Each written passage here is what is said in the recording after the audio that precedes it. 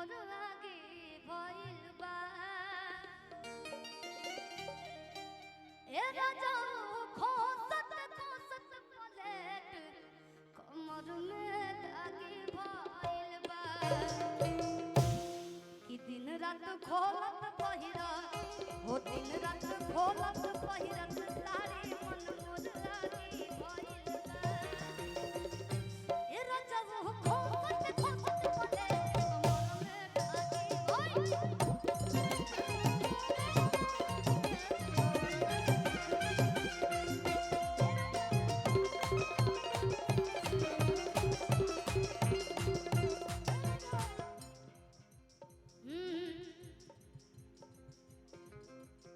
गुंडा पे कौन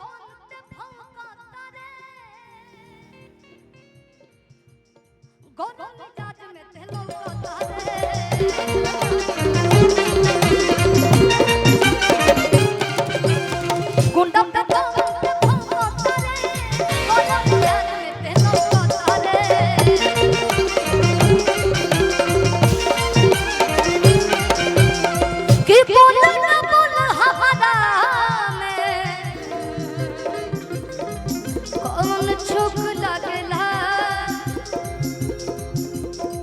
और एगो गाना बाई के गाना सुन ले कि बेसी बेसी बोला मत कह दी बस बदमाश लइकिया यूपी हाथ उठा के बताइए सुने आप लोग कि बेसी बेसी बोला मत कह दी बस बदमाश लइकिया यूपी के लेकिन ओकरा से पहले सबके माई बाप के लइका पे प्राउड होला जब लइका लइकी होला तो बड़ा खुशी होला। हमारे कृष्णा भैया देवरिया स्टूडियो से बलजीत भाई हमारे इधर आए ऐसा नाम भागीदार हमेशा भूला जाए ना खुद रही चार हाली गोड़ लगे इधर से आशीर्वाद आप गा लिए हैं बहुत अच्छा गाते हैं और ये गाए हैं आप सब देखिए अंकल जी की तरफ से बहुत बहुत आशीर्वाद ये आप सभी का बना रहा है। चल बेटे एक और ही गाना गा ले रही हैं कि हो गई सयान तब कहे न लहिके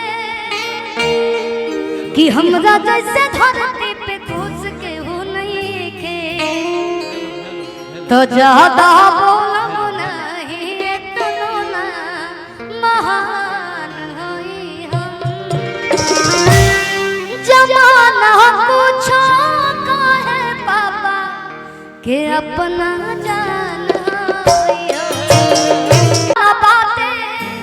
तनिको लाज रजबो